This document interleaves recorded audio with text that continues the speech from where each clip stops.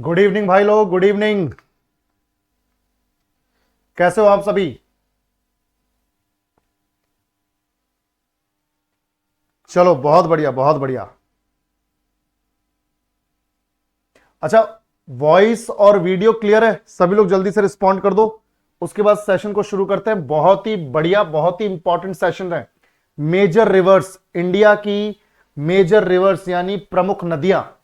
और मैं तुम्हें बता रहा हूं कि ये 3 सेशंस में, आज चलेगा, कल चलेगा और परसों चलेगा। ठीक है, यानी 3 सेशंस में खत्म होगा भाई। तो लंबा चैप्टर है क्योंकि मैक्सिमम नंबर ऑफ क्वेश्चंस यहां से आए तुम्हारे रेलवे में। समझ में आ रही है बात? रेलवे में मैक्सिमम नंबर ऑफ क्वेश्चंस यहां से आए इंडियन ज्योग्राफी में। तो इस टॉपिक को ऐसे पढ़ेंगे कि साला कोई क्वेश्चन छूटे ना हमारा। चलो बहुत बढ़िया।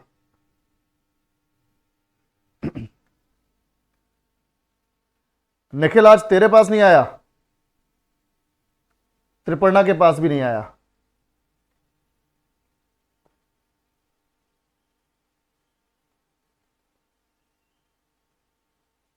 कुछ लोगों के पास नहीं पहुंच रहा है, पता नहीं कैसे। बाकी सबके तो पास पहुंच रहा होगा। एप्लीकेशन में कोई ग्लिच है या पता नहीं कैसे, क्या सीन है, क्योंकि इतनी बार बता दिया अब तो। चलो, मेजर रिवर्स इन इंडिया। वैसे आपको टाइमिंग मालूम है, कोई बात नहीं, आप टाइमिंग पे आ जाया करो अपनी टाइम पर। ठीक है, चलो आगे बढ़ते हैं। और सबसे पहले जो भी लोग हमारे साथ एटीएम में जुड़े हुए हैं, मैं आप सबको बता दूं, नोटिस आ चुका है। बेसिक्स अगर कमजोर है तो बिना देरी किए इस कोर्स को ज्वाइन कर लो। CBT 1 और CBT 2 के लिए फाउंडेशन बैच है, बेसिक से एडवांस तक, बिल्कुल बहुत बढ़िया। ठीक है, पर अगर थ्योरी अच्छे से आती है तो फिर इसको ज्वाइन करने की जरूरत नहीं है, फिर आपके लिए एटीएम परफेक्ट है। पर अगर 1% भी ऐसा है कि बेसिक में दिक्कत है तो बिना देर किए बेटा ज्वाइन करना। ठीक है, चलो पहला क्वेश्चन, नेचुरल लेवीस। अब ध्यान से देखो, नेचुरल लेवीस आर यानी प्राकृतिक तटबंध हैं depositional landforms of the river, depositional landforms of wind, erosional landforms of river, erosional landforms of wind. यानी नदी के निक्षेपण स्थल रूप, पवन के निक्षेपण स्थल रूप, नदी की अपर्दनात्मक भूआकृतियां, हवा की अपर्दनात्मक भूआकृतियां। भाई ऑब्वियस सी बात है, जब रिवर वाला चैप्टर है तो ये 2 ऑप्शन तो वैसे ही खत्म हो जाएंगे। भाई ये 2 ऑप्शंस विंड वाले तो वैसे ही खत्म हो जाएंगे ना।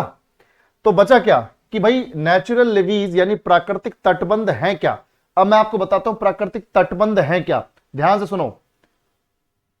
नहीं नहीं नहीं नहीं नहीं, इरोजनल नहीं है बेटा। ज्यादातर लोग जो है भेड़ चाल में चल रहे, नहीं। आंसर होगा ए, आंसर होगा ए। मैं आपको बताता हूं कैसे। तुम सब जानते हो कि नदी जो है कुछ इस तरह का रास्ता, इस तरह का रास्ता जो है वो इख्तियार करती है, यानी इस तरह के रास्ते को अपनाती है। जैसे मैं यहां पे एक नदी बनाता हूं, देखो सपोज करो बेटा ये नदी है। ठीक है, ये नदी है।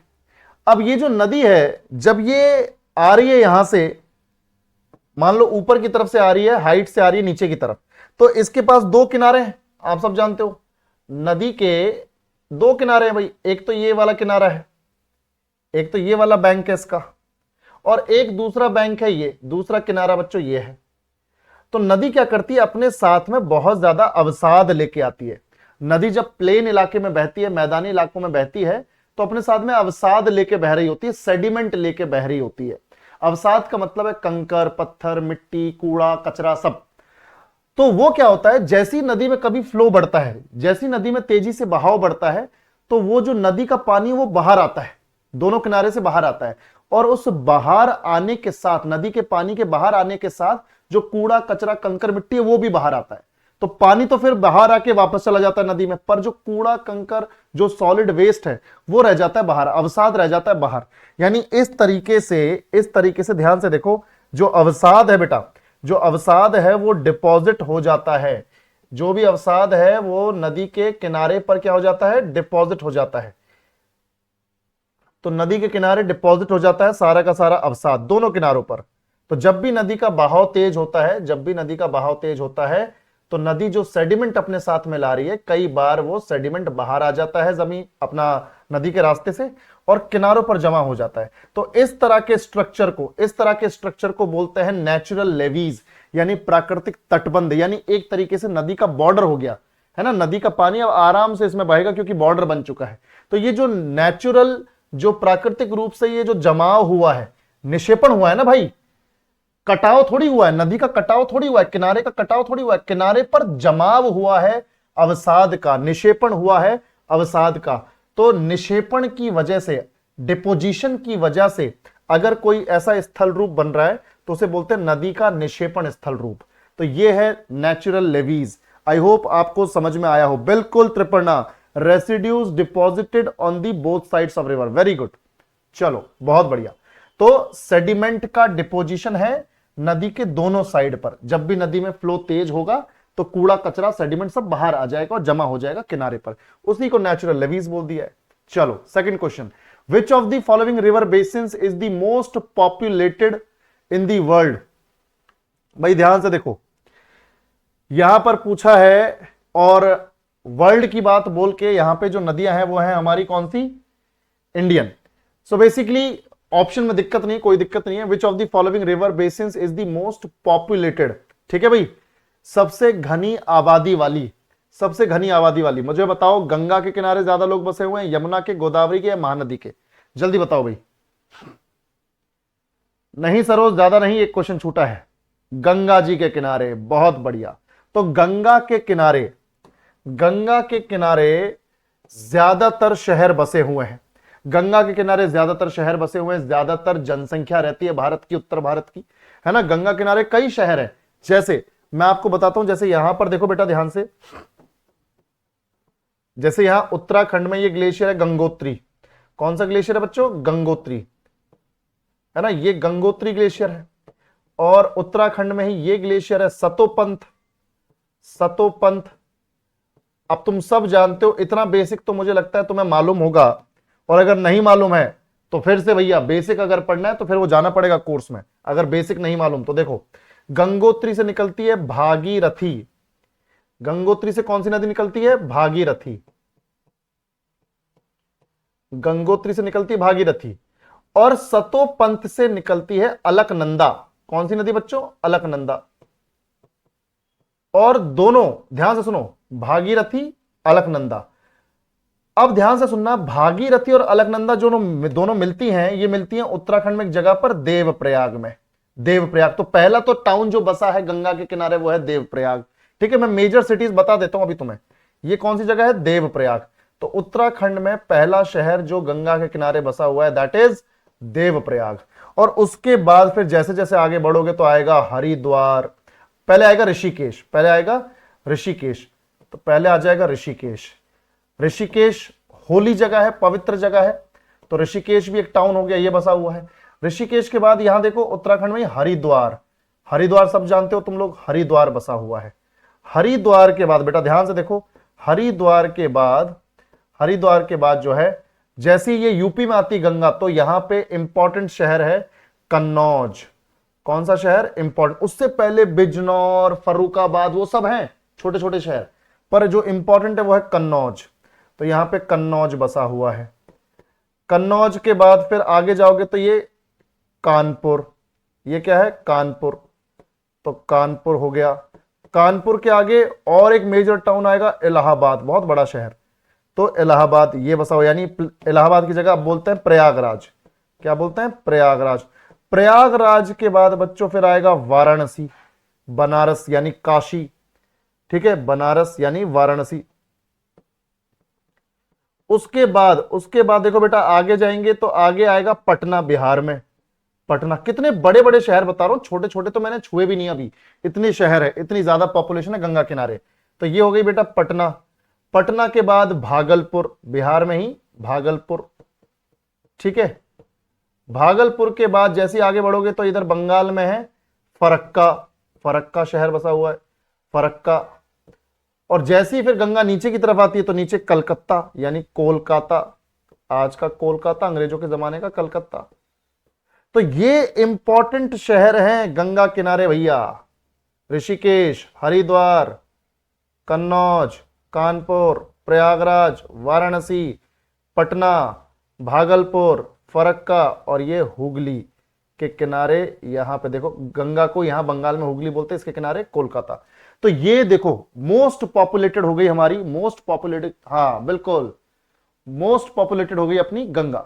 चलो बहुत बढ़िया, आगे बढ़ते हैं। अच्छा, जो भी सही ऑप्शन होगा उस रिवर को डिटेल में डिस्कस कर लेंगे थोड़ा सा, ताकि कोई दिक्कत ना हो, ठीक है। बाकी तुम सब जानते हो कि गंगा एक पवित्र नदी है, हमारे देश की बहुत ही रिलीजियस रिवर है। 2525 किलोमीटर इसकी लेंथ है, 2525 किलोमीटर इसकी लेंथ है।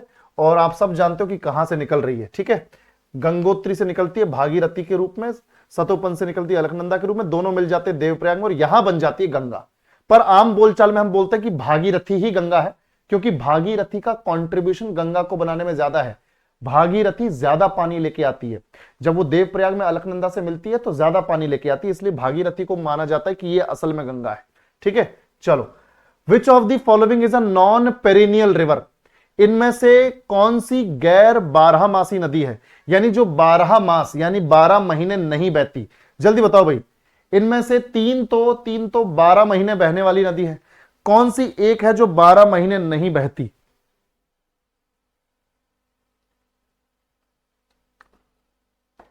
बिल्कुल बिल्कुल, बहुत बढ़िया छोटे पंडित।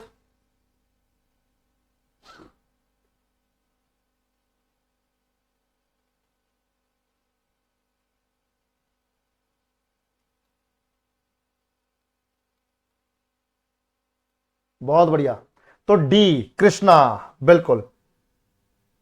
कृष्णा नदी जो है वो है हमारे पास ऐसी जो 12 मासी नहीं है, यानी ब्रह्मपुत्र, गंगा और इंडस 12 मासी इसीलिए हैं क्योंकि तीनों नदियां बच्चों ग्लेशियर से आ रही हैं, है ना, ग्लेशियर से आ रही हैं। और ग्लेशियर जो है साल भर पिघलते रहते हैं, साल भर पिघलते रहते हैं, तो पानी का फ्लो बना रहता है, तो ये 12 मासी है।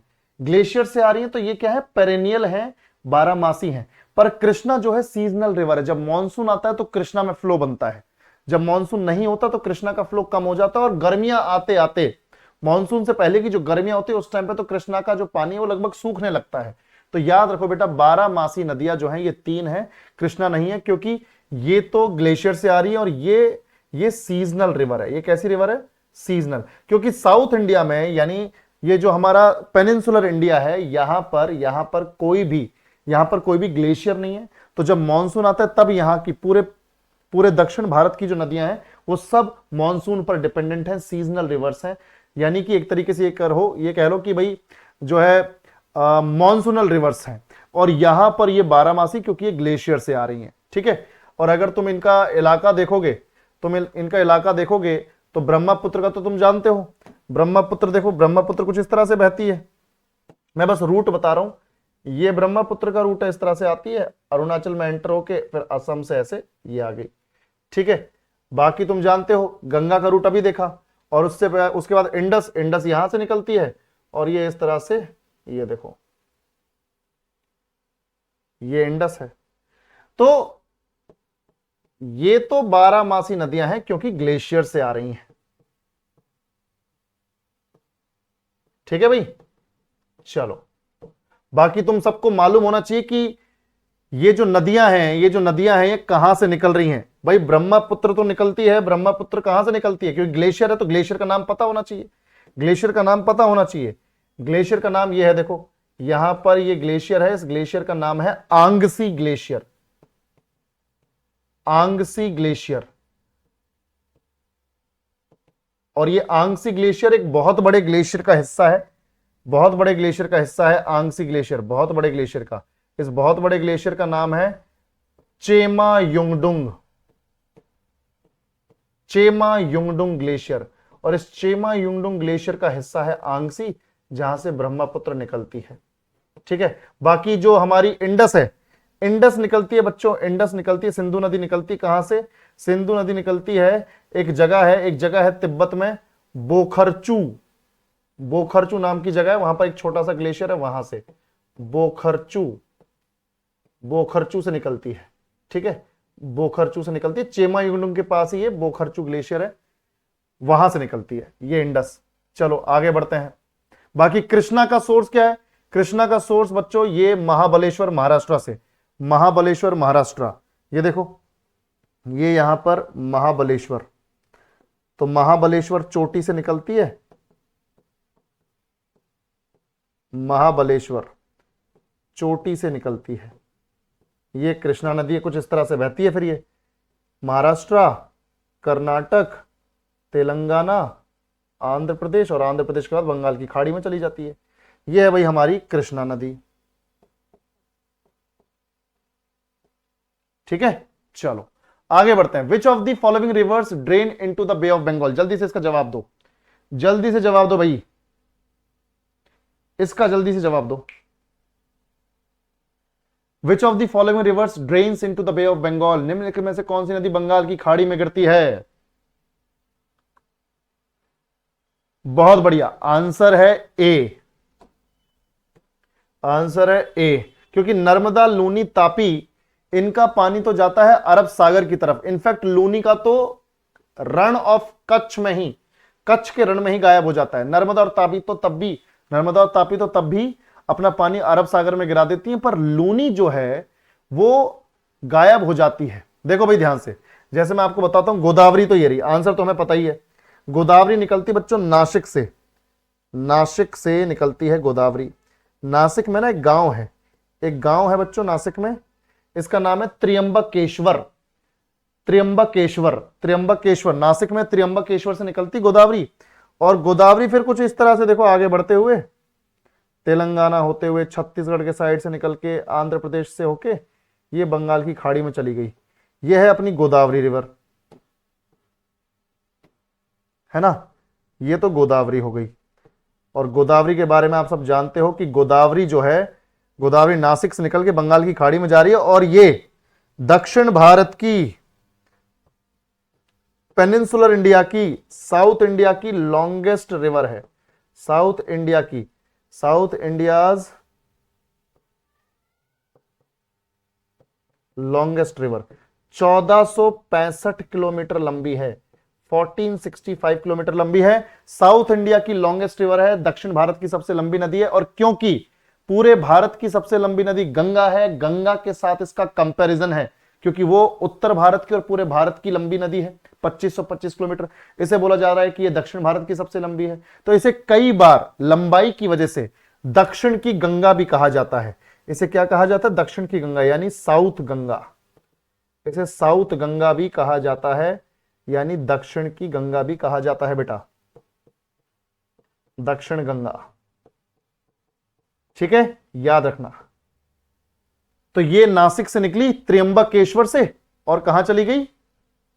ये चली गई बंगाल की खाड़ी में।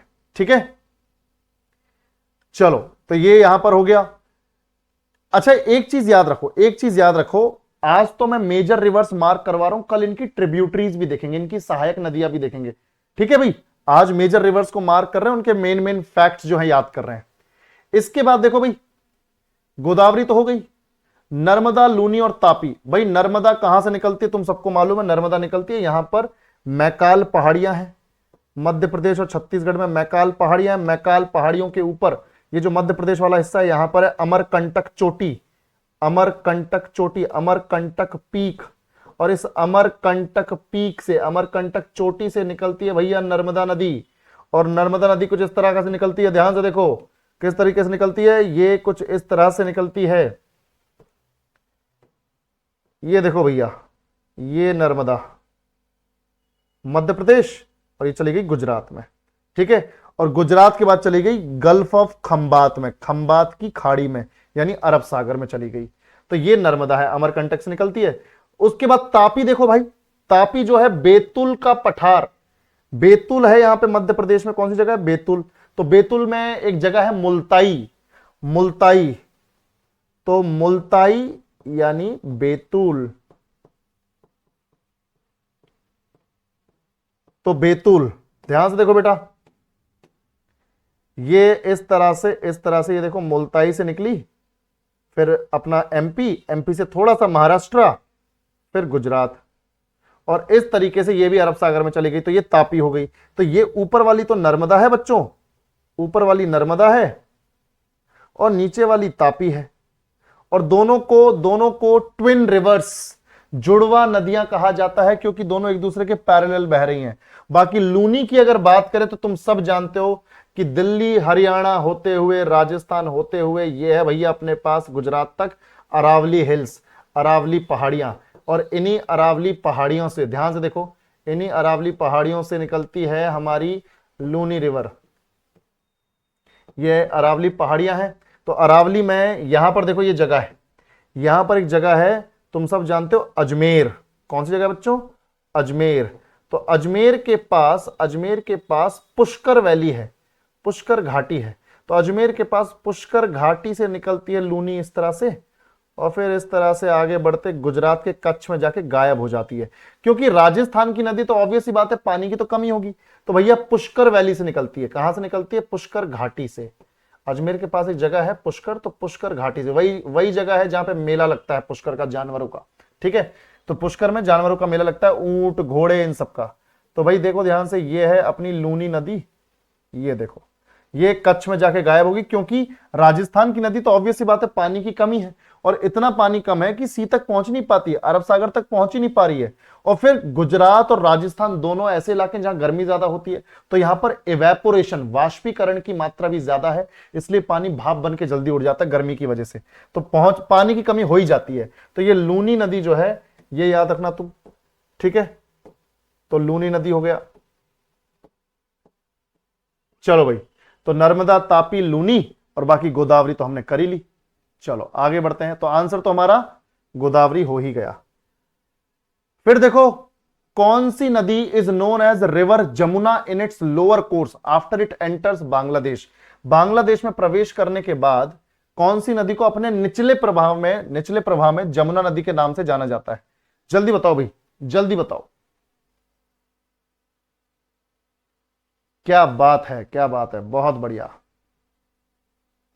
बिल्कुल बिल्कुल, सारी नदियां होंगी, एक भी नदी नहीं छूटेगी, बिल्कुल टेंशन मत लो, उसकी चिंता मुझे तुमसे ज्यादा है कि कोई नदी छूट ना जाए, इंपॉर्टेंट। और हर हर ऑप्शन को एक्सप्लेन करने की भी जरूरत नहीं है ज्यादा डिटेल में, जो मेन ऑप्शन है उसे डिटेल में, बाकी को हम नॉर्मली एक्सप्लेन करेंगे, क्योंकि ये जो नॉर्मल ऑप्शंस हैं ये बाद में अगले जो सेशन में कल आएगा परसों आएगा उसमें मेन ऑप्शन बन के आएंगे, तब इनका भी एक्सप्लेनेशन हो जाएगा।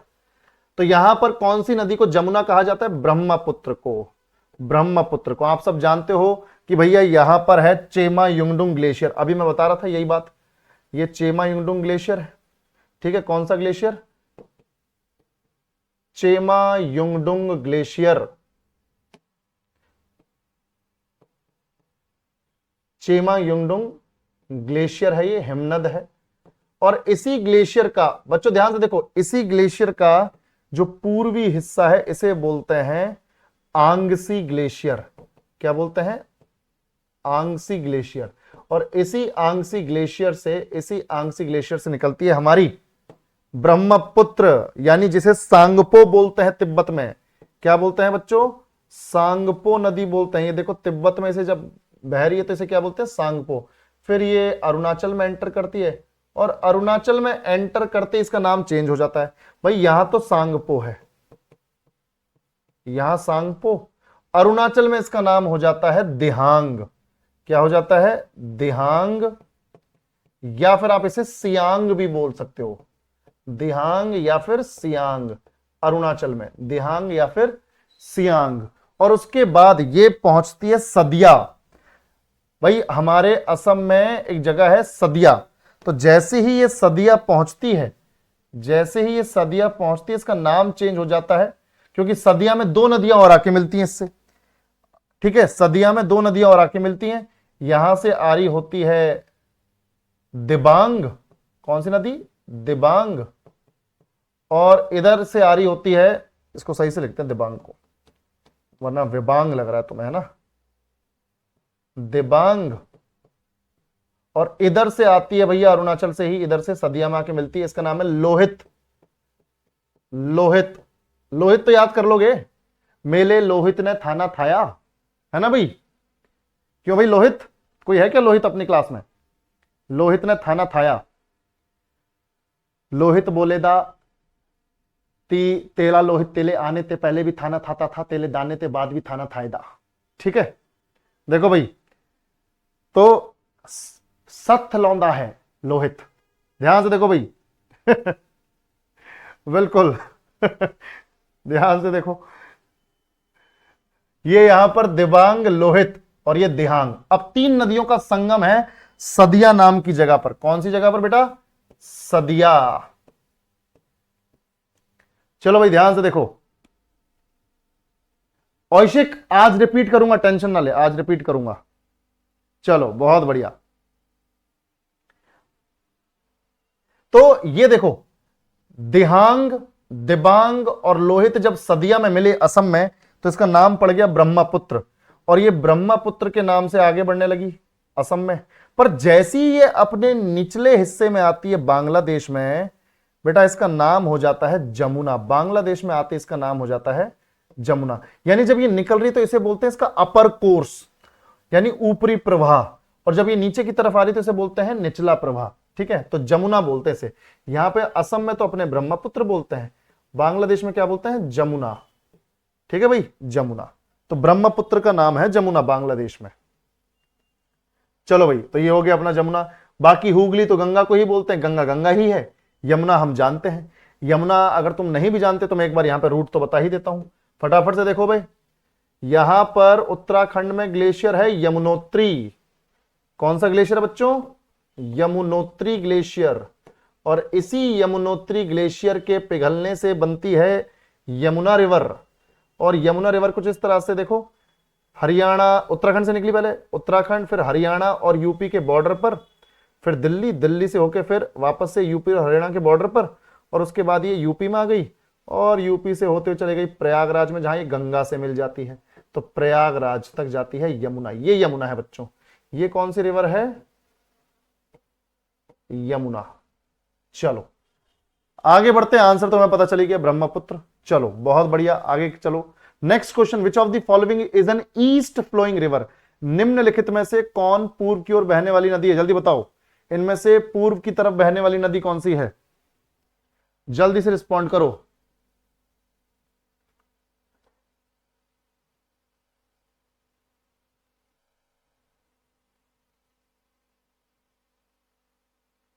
बिल्कुल माही, बिल्कुल।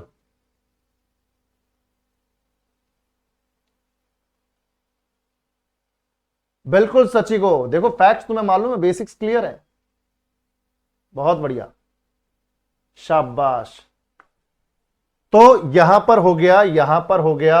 अब देखो, अच्छा ब्रह्म, ये यमुना के बारे में बिल्कुल ठीक बात है। मैं यहां पे फैक्ट लिख देता हूं, वैसे कल भी आ जाएगा, क्योंकि आज तो हम मेजर रिवर्स कर रहे हैं। यमुना सहायक नदी है गंगा की। चलो कोई बात नहीं, इसको कल ही डिटेल में पढ़ेंगे, अभी कंफ्यूज नहीं करेंगे तुम्हें, आने दो, सीक्वेंस में आने दो।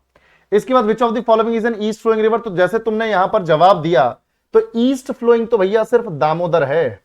ईस्ट फ्लोइंग तो दामोदर है, बाकी तो सब वेस्ट फ्लोइंग है। जैसे मांडवी, भाई मांडवी गोवा की है, मांडवी गोवा की नदी है। जैसे ये गोवा देखो इधर पे, ये गोवा है ना, ये गोवा है इस तरह से। तो गोवा को इधर मैं थोड़ा सा बड़ा करके बनाता हूं, ये देखो, ये मैंने गोवा को थोड़ा बड़ा करके बनाया इस तरीके से। तो यहां पर एक नदी बहती है, देखो इस तरह से, ये नदी है, इसका नाम है मांडवी। गोवा की एक नदी है जिसका नाम है मांडवी, और मांडवी के किनारे ही गोवा की कैपिटल, गोवा की कैपिटल सिटी पणजी बसी हुई है। पणजी, ठीक है, पणजी जो है वो कहां बसी हुई है?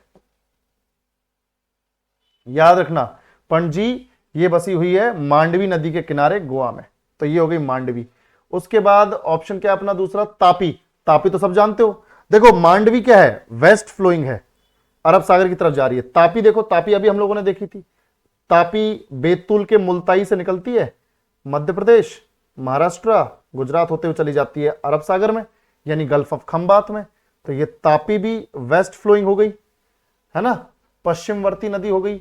और उसके बाद ऑप्शन में है नर्मदा। भाई नर्मदा भी हमने पढ़ा, ये देखो अमरकंटक से निकलती है इस तरह से मध्य प्रदेश, फिर गुजरात होते हुए अरब सागर में, ये नर्मदा। तो यानी अब जो ऑप्शन बच गया, ऑप्शन बच गया तो भैया हमारे पास दामोदर। और दामोदर तुम सब जानते हो, अगर जैसे ये हमारी, जैसे मान लो ये अपनी गंगा नदी आ रही है ना, ये गंगा नदी है, तो गंगा नदी इस तरह से आगे बढ़ के झारखंड से होकर नीचे वेस्ट बंगाल में, और वेस्ट बंगाल में इस तरह से हुगली के नाम से इधर सुंदरवन डेल्टा बनाती है। ये अपनी गंगा नदी है बेसिकली, है ना। तो गंगा नदी देखो अब ध्यान से, गंगा नदी की सहायक नदी है दामोदर, झारखंड से आती है, रांची के पास से। और ये एक जगह है हुगली के पास, हुगली के किनारे। हावड़ा तुम सबने सुना होगा, हावड़ा ब्रिज, हावड़ा ब्रिज। तो ये देखो यही ध्यान से, दामोदर नदी हावड़ा में जाके, कलकत्ता के पास, कोलकाता के पास हावड़ा में जाके दामोदर नदी मिल जाती है हुगली में गंगा से। यानी गंगा की सहायक नदी है दामोदर, और दामोदर को ही कहा जाता है sorrow of Bengal, sorrow of West Bengal, sorrow of West Bengal. Sorrow क्यों बोल रहे हैं? कोई भी नदी सौरो यानी दुख का कारण कब बनती है? जब वो फ्लड लेके आए। तो सौरो ऑफ वेस्ट बंगाल यानी बंगाल का, पश्चिम बंगाल का शोक है ये। क्योंकि जब भी 2 3 4 साल में बाढ़ लेके आती है तो ये कई ज्यादा लोगों को नुकसान पहुंचाती है, उनके जान माल को नुकसान पहुंचाती है। तो पश्चिम बंगाल का शोक बोलते हैं इसे, पश्चिम बंगाल का दुख है दामोदर, पश्चिम बंगाल का शोक, sorrow of West Bengal Damodar को कहा जाता है। ठीक है भाई, चलो आगे बढ़ा जाए। तो झारखंड से निकली और वेस्ट बंगाल में हावड़ा में जाके मिल गई। तो ये कैसी है? देखो ये ईस्ट फ्लोइंग है, ये पूर्व की तरफ बह रही है, बाकी तीनों जो हैं ये पश्चिम की तरफ बह रही है। Next question, which of the following rivers originates from Aravalli range and disappears into Rann of Kutch? अभी बताया मैंने कि कौन सी नदी अरावली से निकलती है और फिर डिसअपियर हो जाती है रन ऑफ कच्छ में। ये भी बताया कि क्यों हो जाती है गायब। जल्दी से जवाब दो।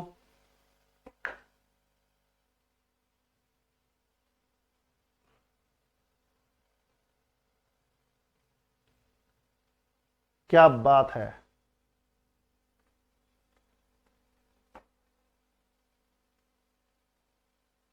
बहुत बढ़िया, लूनी, बिल्कुल लूनी आंसर होगा, लूनी। अब मैं लूनी को थोड़ा सा डिटेल में आपको बता देता हूं, है ना।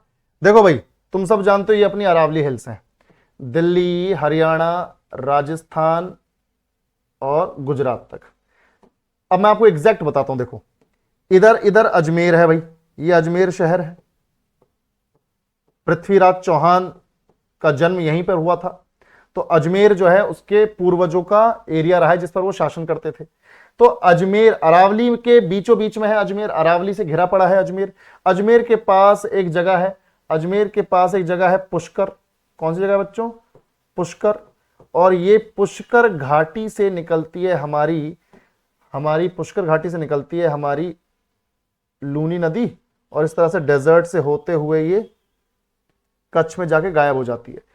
तो देखो, जब भी किसी मेजर रिवर को, जब भी किसी प्रमुख नदी को पढ़ते हो ना, हमेशा हमेशा 5 पॉइंट्स में कवर करना है। ये तो चलो हम क्वेश्चन आंसर प्रैक्टिस कर रहे हैं, तो इसलिए मैं हमेशा हर नदी के साथ 5 पॉइंट्स कवर नहीं करवा रहा हूं। पर जब हम इसको ज्योग्राफी में पढ़ेंगे, अपने कंटेंट में, ज्योग्राफी में जब हम इनसे पढ़ेंगे अपने फाउंडेशन में, तो मैं आपको बता दूं सब लोगों को कि भैया हम 5 पॉइंट्स में नदियों को कवर करते हैं। ऐसे कवर करवाऊंगा तुम्हें 5 पॉइंट्स में सारी नदियां कि तुम्हें मजा आ जाएगा। जैसे सबसे पहला उसका स्रोत यानी उसका सोर्स। तो भाई लूनी का सोर्स तो तुम सबको मालूम है, पुष्कर घाटी।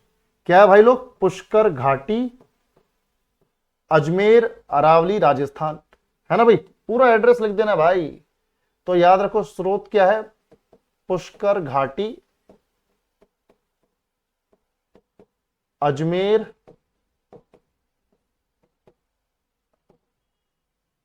राजस्थान। ठीक है, तो अरावली से निकल रही है पुष्कर घाटी, अरावली में जो है। ठीक है, अगर इसके डेस्टिनेशन की बात करें तो तुम जानते हो डेस्टिनेशन यानी कि इसका गंतव्य। डेस्टिनेशन का मतलब है गंतव्य, यानी माउथ भी बोलते हैं कई बार गंतव्य को। क्या बोलते हैं? माउथ। तो ये तो हो गया सोर्स, नदी का सोर्स। ये हो गया डेस्टिनेशन या नदी का माउथ यानी गंतव्य, कहां जा रही है अल्टीमेटली वो, डेस्टिनेशन या माउथ ऑफ रिवर। ठीक है, तो गंतव्य क्या है? गुजरात का कच्छ का रण। ठीक है, तो रण ऑफ कच्छ ये इसका गंतव्य है, क्योंकि रण ऑफ कच्छ में जाकर फिर ये गायब हो जाती है। ठीक है, तीसरा पॉइंट हो गया कि भैया स्टेट्स बता दो कौन कौन से स्टेट से बह रही है। तो तीसरा है स्टेट्स। ध्यान से देखो कौन से स्टेट से बह रही है, खुद ही बता दोगे तुम। स्टेट्स यानी राज्य, कौन कौन से राज्यों से? 2 ही राज्यों से तो बह रही है। राज्य कौन कौन से हैं? 2 ही राज्य हैं, राजस्थान और गुजरात। राजस्थान एवं गुजरात। और फिर अब बात है भैया इसकी ट्रिब्यूटरीज की। अब बात है ट्रिब्यूटरीज की, यानी सहायक नदियों की। ट्रिब्यूटरीज का मतलब है बच्चों सहायक नदियां, यानी ऐसी छोटी छोटी नदियां जो इससे आके मिलती हो, जो इससे आके मिलती हो। तो ट्रिब्यूटरीज यानी सहायक नदियां। तो सहायक नदियां कौन कौन सी हैं, देखो नाम मैं अभी फटाफट से बता देता हूं, तुम्हें याद हो जाएंगे। सहायक नदियां हैं 5, जैसे एक है जोजरी, जोजरी रिवर। दूसरी है जोवाई, जोजरी जोवाई, जोजरी जोवाई, थोड़ी रिदम से बनती है, जोजरी जोवाई, जोजरी जोवाई। फिर एक है खारी, खारा पानी होगा उसमें तो खारी नदी, सलाइन वाटर होगा तो खारी नदी। जोजरी जोवाई खारी, जोजरी जोवाई खारी। और ये दो तो तुम भूलोगे ही नहीं, कोई नहीं भूलेगा ये दो। सुकड़ी बंदी, दो हैं ये, सुकड़ी और बंदी। जोजरी जोवाई खारी सुकड़ी बंदी। ठीक है भाई, ठीक है, समझ में आया? बिल्कुल, जोजरी जोवाई खारी सुकड़ी बंदी। क्लियर है? तो इतनी ही रिवर्स, इतनी ही ट्रिब्यूटरीज याद रखनी है। और लास्ट में इसे बोलते हैं अंतरदेशीय नदी, यानी एक इनलैंड रिवर। फीचर की अगर बात करें, खास बात यानी विशेषता की अगर बात करें, तो लूनी की विशेषता क्या है बच्चों? अंतरदेशीय नदी है, यानी इनलैंड रिवर, यानी लैंड से ही शुरू हुई, लैंड पर ही खत्म हो गई। बाकी ज्यादातर नदियां जो मेजर रिवर्स है वो सी में जाती हैं, इसे बोल दिया अंतरदेशीय नदी। अंतरदेशीय नदी, ठीक है, अंतरदेशीय नदी यानी इनलैंड रिवर, यानी जो लैंड से ही शुरू हो, लैंड पर ही खत्म हो गई हो। क्लियर है भाई? बिल्कुल। तो ये 5 पॉइंट्स के फॉर्म में हमने पूरी की पूरी लूनी पढ़ लिया है। ठीक है भाई, चलो आगे बढ़ा जाए। अब देखो भाई ध्यान से, कौन सी रिवर मालवा प्लेट्यू के थ्रू बहती है? मालवा प्लेट्यू से, मालवा के पठार से होकर बहती है। भाई गोदावरी का रूट हमें मालूम है, पहले मैं मालवा प्लेट्यू तुम्हें बना के दिखा देता हूं कौन से इलाके की बात हो रही है। तुम साला कुछ भी इमेजिन कर लो कहीं। ये देखो, ये है मालवा प्लेट्यू, थोड़ा सा हिस्सा राजस्थान का, बिल्कुल थोड़ा सा गुजरात का, और बहुत बड़ा हिस्सा मध्य प्रदेश का। यह है मालवा प्लेट्यू। तो इस मालवा के पठार से कौन सी नदी बहती है?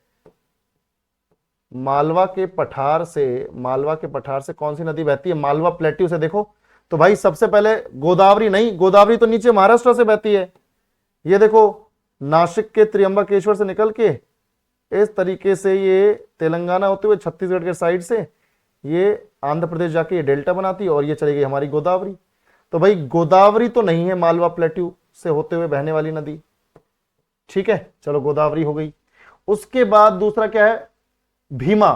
भीमा जो है बच्चों, भीमा जो है वो नीचे की तरफ है, और भीमा जो नदी है बेसिकली सहायक नदी है, सहायक नदी है कृष्णा नदी की, कृष्णा की सहायक नदी। तो छोटी नदी है, सहायक नदी है, इसको मार्क करने की जरूरत नहीं है। कृष्णा की सहायक नदी है भीमा। और महानदी तुम सब जानते हो, महानदी तो मालवा प्लेट्यू से दूर दूर तक वास्ता नहीं इसका। ये देखो भाई, ये महानदी है, छत्तीसगढ़ से निकलती है ये इस तरह से, और फिर चली जाती है ओडिशा में, और ये इस तरह से आगे बढ़ जाती है। ये देखो, ये महानदी है। तो मालवा प्लेट्यू से फिर बह रही है कौन सी नदी भाई? ना महानदी है, ना गोदावरी है, ठीक है, ना भीमा है, तो बची क्या? बेतवा। बेतवा नदी बहती है भाई, देखो ध्यान से,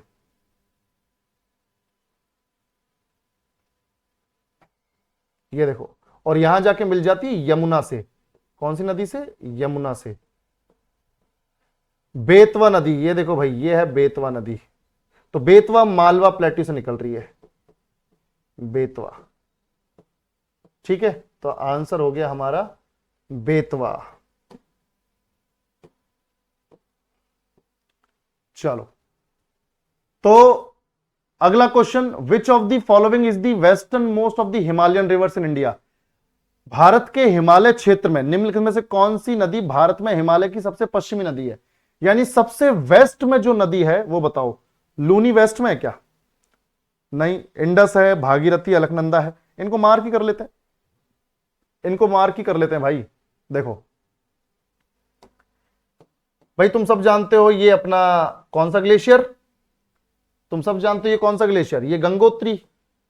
तुम ये सब जानते हो ये सतोपंथ, गंगोत्री से भागीरथी, सतोपंथ से अलकनंदा, भागीरथी, अलकनंदा, और जहां ये दोनों मिल गए वो देवप्रयाग, और उसके बाद बन जाती है गंगा, है ना। उसके बाद क्या बन जाती है? गंगा।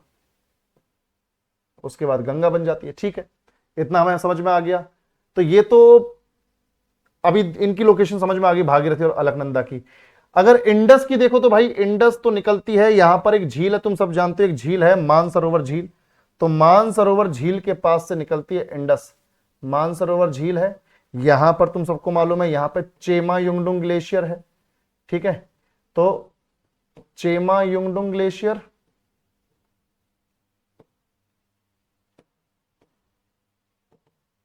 चेमा युंगडुंग ग्लेशियर, इधर ये मानसरोवर लेक, मानसरोवर लेक, और इसी चेमा युंगडुंग ग्लेशियर और मानसरोवर लेक के पास है बोखरचू, बोखरचू, और इस बोखरचू से निकलती है हमारी इंडस नदी। कौन सी नदी बच्चों? इंडस, सिंधु नदी। तिब्बत से बहती है, लद्दाख से बहती है, फिर पीओके में चली जाती है, और यहां से पाकिस्तान से होते हुए अरब सागर में चली जाती है। तो ये है इंडस। ठीक है, ये कौन सी बच्चों? इंडस। तो इंडस हो गई, भागीरथी हो गई, अलकनंदा हो गई, लूनी। लूनी देखो भाई, लूनी तो इधर है, तुम सब जानते हो। बता दो, अब तो बता दो कौन सी नदी है वेस्टर्न मोस्ट, सबसे पश्चिमी। लूनी तुम सब जानते हो, लूनी यहां से बहती है, ये लूनी है।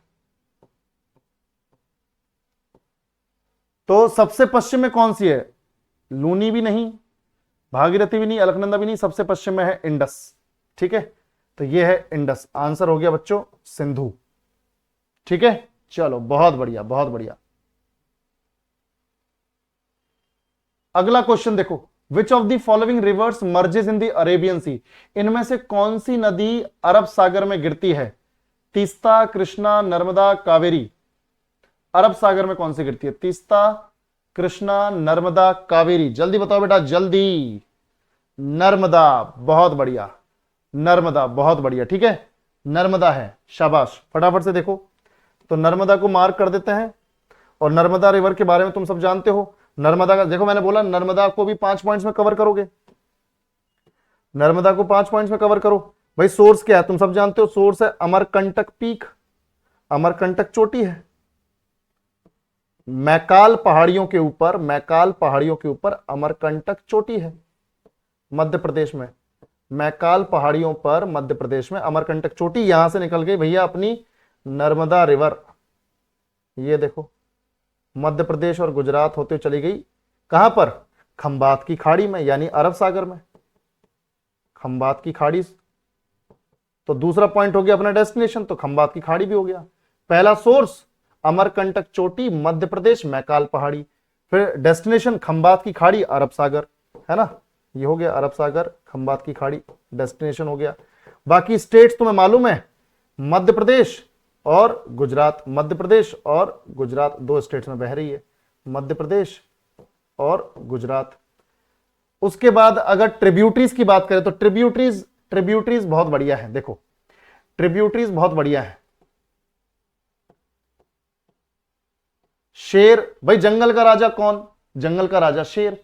तो शेर रिवर, शेर जनरली किसका शिकार करता है? जल्दी बताओ, जल्दी बताओ भाई। जंगल का राजा शेर है, शेर जनरली, जनरली किसका शिकार करता है? शेर जनरली किसका शिकार करता है? हिरन का। बहुत बढ़िया, हिरन का। ठीक है, हिरन का शिकार करता है शेर। साला कौन बोल रहा है शेर शेरनी का शिकार करता है? साला गंदा लोग, बकवास आदमी बोल रहा है शेर शेरनी का शिकार। साला शेर, हिरन।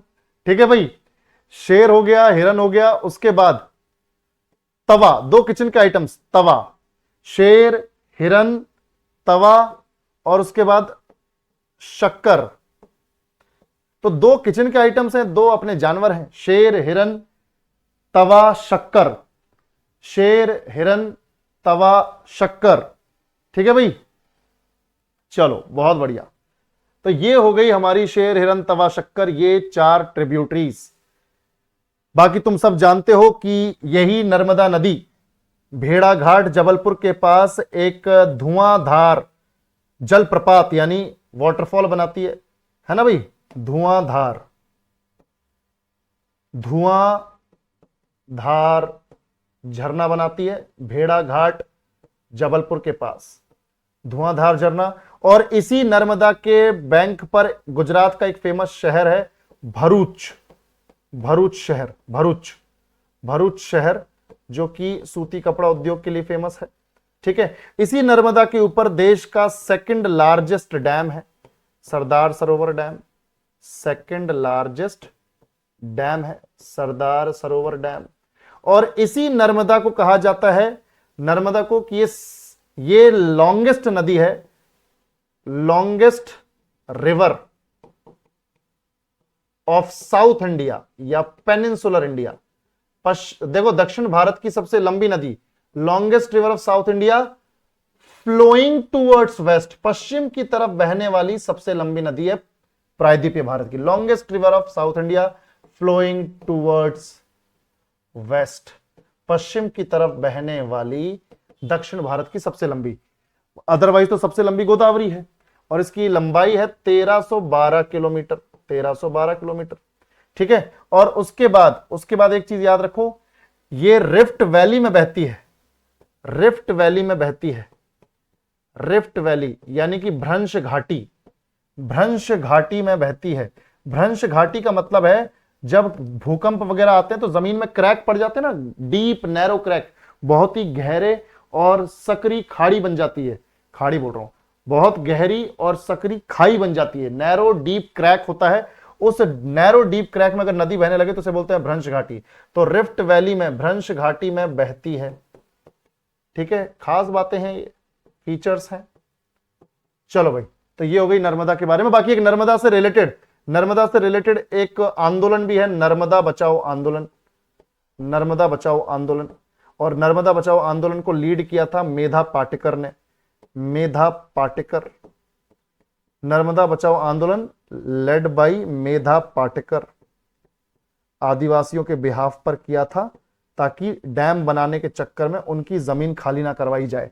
ये सरदार सरोवर डैम बनाने के चक्कर में उनकी जमीन खाली करवाई गई थी, आदिवासियों को यहां से शिफ्ट किया गया था, इसलिए वो शिफ्ट नहीं होना चाहते थे कि हमारा अपना एंसेस्टर्स का इलाका है, हजारों सालों से रह रहे हैं, हम कहीं नहीं जाएंगे। इस चक्कर में फिर वो यहां पे पंगा करते, जिसे बोलते हैं नर्मदा बचाओ आंदोलन। तो ये नर्मदा के बारे में सब कुछ हो गया भाई, तो नर्मदा हमारा यहां हो गया।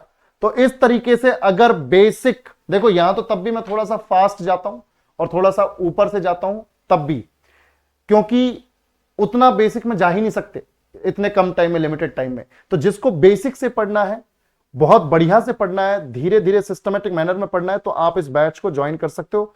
बहुत बढ़िया तरीके से सिलेबस टाइम से पहले खत्म होगा, तो आप लोग आराम से ज्वाइन करो, बढ़िया तैयारी करो, क्योंकि अब शॉर्ट नोटिस आ चुका है। अब देर करोगे तो दिक्कत हो जाएगी।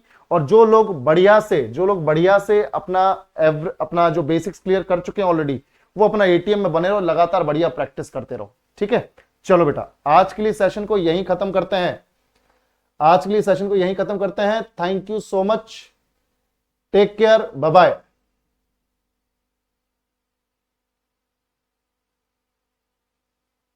प्राइस और कम कर दे मोहित बेटा चलो, अभी ऑफर प्राइस पे है, चलो